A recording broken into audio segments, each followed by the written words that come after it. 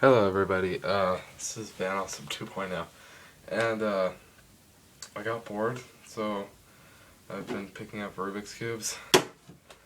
They're pain, I know, everyone hates them. I kinda hate them actually.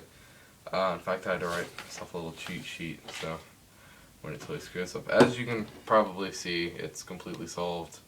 Each face is correctly done. Alright, so what I'm going to show you is how to do it, because I got so confused in the last few videos I watched. So I have myself a little cheat sheet so I make sure everything I tell you is correct. I don't want to be giving you any false leads. So, start off, we're going to scramble this. There's no specific order. I don't know if you probably can't tell, but I'm not even looking right now. That lamp is really bright. Okay, well, it's almost scrambled enough. Give it a little more. Okay, that'll work. Alright. There's lots of different ways to solve it, but it all boils down to algorithms. So, in essence, this is all just going to be pretty much just one little pattern after another. So, first off, I always like to start with the yellow side on top, because then your white side's on bottom. And your sole goal for the beginning step is to get a white cross. Now, some people can do it. I just like to do it this way. It makes it a little easier. And no, people say you solve Rubik's Cubes by their face. That's a no. You solve them by layer, such as this, then you do it face, and then this. So, okay, so as you solve white cube. So let's start with that. Now what you're going to do is you're going to get this, and you're going to find your, I might as well describe. So these are corner pieces. Parts say they're on the corner. These are edge pieces. I don't know why that's kind of a dumb name. These are center pieces. Edge, corner, center. Center, corner, edge. You probably get it. Alright, so see how this one here? You're going to want to, and one here, so you're going to want to get those to where they look surrounding this one. And it doesn't matter if you have extras, it'll just be a little more annoying as you go. So hopefully this will help you guys out. Alright, so then you're going to want to turn this way. And turn this up. And let's see, where's the other one? There it is. Alright, so then we'll turn this way. Turn this up. See how you have 4 white edge pieces surrounding the white center? It kind of looks like a daisy. Now the easiest thing that I like to do to make the white cross is this. Turn it on its side. See how here's the white piece, here's the orange piece. And this one's white blue, this one's white red, and this is white green. Pretty obvious, I guess. Now what you're going to do is you're going to get the orange piece on the side, or it doesn't matter which color really to start off. And you're going to turn it to where it lines up with its centerpiece. Then you're going to get back up to the top and you're going to rotate it twice, downward. So you're going to rotate 180 degrees down. Then what you're going to want to do is simply line it up with these, which they're all already lined up, and do the same thing. Now my Rubik's Cube is the original one, so it's old, but there you have it. So you have your white cross. Well, people say it's a cross, it's really a plus sign, but I don't know. And so you have that, and your centers and edge pieces should all be lined up. Now you want to do is get the corners. And those all have to match. You don't want to just get a corner here and say, oh, okay, it fits, which actually it does, but this one anyways. You want to get them to where they meet, so right here in this corner spot, you need the orange and the blue. So you're going to find the orange and the blue, which is here. See, white, orange, blue. You're going to get this. You're going to push this one down, this one over, this one up. See? And then this one here, you're going to need blue, red, white. Which that one's not it, but it's right here. White, blue, red. Alright, so then you're going to get this here. Move this down. Oops. Sometimes it doesn't want, you're not going to be able to do it off this side. You're going to have to move this one down and then move this one back into place. See how they kind of line up? See, now you're going to have this. And this is always the bane of my existence. Always hated this. And excuse my desk being a mess. I haven't used this thing since NOM. Sorry, that was a horrible reference. I'm going to get that out of the way. You never want to mess up your white cross without replacing it. If you mess up your white cross and you can't fix it, like some people can fix it, some people can retrace their steps and do that. I personally can't. I don't like to do that. I just like to restart. Makes it a little easier. So that's red, green, up. See, now you showed this one. This one goes down. Oops. This goes down. This goes back into the way, and this goes back up. Now see, what you'll have here is you'll have a layer of the solid colors on every side, and your white face. Now your white pieces are touching, and so they're all back together, they're getting the big family hug, so we don't want to interrupt them, so we're going to put them face down, like that. Now this next step, you're going to want to get T's. Just like this, but that's, okay. You're going to want to get T's. So, say you want to solve the blue. So you want blue and red, right? There's blue, and there's red. And you want all the edge pieces in the row, because you're trying to solve the second layer, like you solved the first one. So, I'm going to move this one over to match its color, which is actually red-green. And then you're going to want to turn it towards yourself, obviously. And you're going to want to do this algorithm. And this is just to move it down, over to right here where it needs to go. See, red and green, red and red and green. So this algorithm is up and out of the way. Then it goes right, up, back out of the way to move this white piece out of the way, or up inverse, is what other people call it, or UI. Then you want to do RI and move it down. Move right back down. Then you're going to want to move this one out of the way again. And then you're going to want to move face inverse, which is face moving this way. And then you're going to want to push this one back that way. And then you're going to want to move it back down. See, now you have your red-green piece where it's supposed to go. And you're just going to want to do this with all the sides. And sometimes you'll encounter a little fluke where you'll get a piece where it's almost all of them are yellow and then a color, or a color and then yellow. Yellow you want to leave on top. So, but in this case it's blue-red, so you want to move it this way. I don't know if it's going to happen here, but we'll see if it goes left. This is just the algorithm if you have to move it right. So see how there's blue on this side, left on, or red on this side.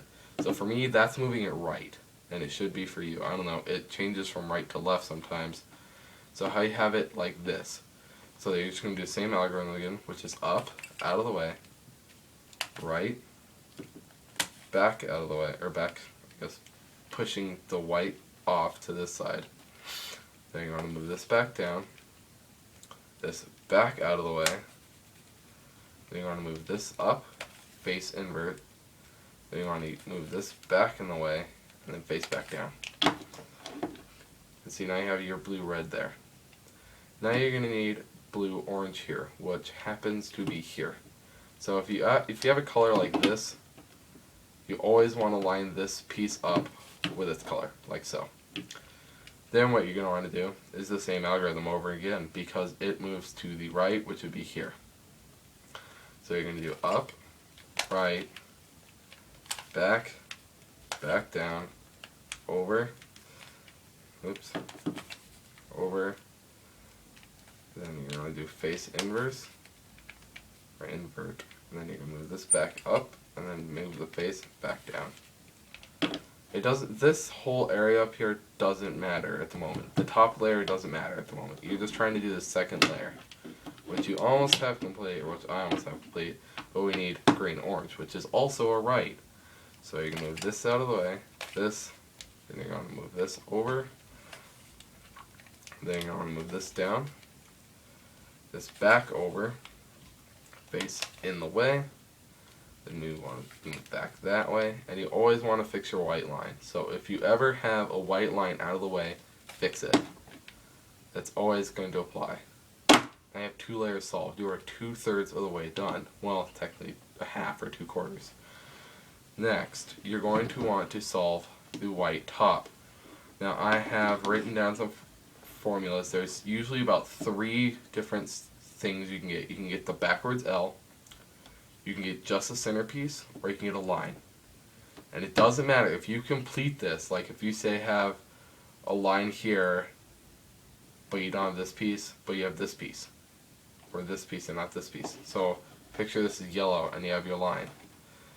So you would still do the formula for the line, but if you have a piece here and here, well, if you had one here and here, you'd still do the formula for L. And if you don't have any at all and you just have the center, then you do the center formula, which I'll get into later maybe. Okay, so for the L, the backwards L, you're going to want to move the front over. Then you're going to want to move the top over. Then the right is going to go up. The top's going to go back around. Then the right's going to go back down. And this face is going to go here, fixing your white line. Alright, see, now we have the yellow cancer ribbon. You always want, as funny as that sounds, you always want the cancer ribbon. The cancer ribbon is pretty much the cure to your, that's horrible, the cure to your Rubik's Cube. And this is because you have to solve the top layer in order to finish it correctly. So, you have the cancer ribbon. What you're going to want to do is going to move right up, then up and over, then right back down. Then you're going to move up, right, up twice, and then right, back down. That should be. And so you're going to get it a few times where it just repeats itself. You always want to keep the point towards your left hand. Then you're just going to keep repeating that until you get the top side solved, which should be this next time. Let me see if I'm correct. So you go right up, over, down, up, right, up, up, back down. Ta-da! Now you have your yellow layer done. Now this next part's kind of tricky, and this is how to solve it.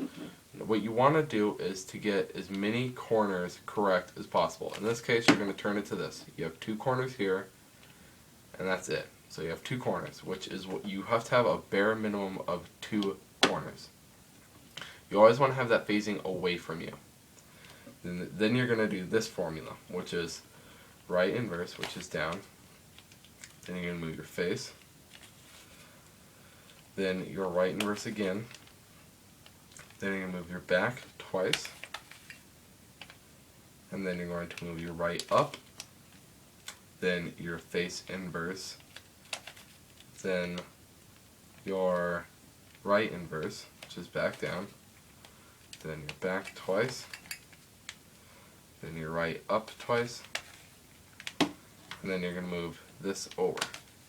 See, now what you have is what I like to call odd one out. So you have your blue here. Well, your blue is an orange, and it's supposed to be here. Green is supposed to be here, and orange is supposed to be here. And then this side is completely solved, which is good. You're almost done. And now what you need to do is you need to determine, does this one need to go over here or over here? Clockwise or counterclockwise? In this case, it needs to go counterclockwise. Here is the algorithm for counterclockwise. You're going to go front twice, up inverse, which is this way. Then you're going to want to go left, which is down, believe it or not, right inverse, which is down. You want to do face twice again. Then you go left inverse, which is up, right, which is up. Then you're going to want to go U inverse, which pretty much solves your orange side, then face twice. That is the complete Rubik's Cube. Thank you guys for watching. If you liked, please subscribe and give this video a like. I will put the algorithms in the description below. And I guess I hope to see you. Well, of course I hope to see you. I guess I'll see you guys next time. Thank you for watching. I hope this video helped you. Just keep in mind, blind luck is probably not going to help you. There's 43 quintillion combinations. So, good luck. I hope this video helped you. use the algorithms I post in the bottom, and I hope I described it good enough. Thank you.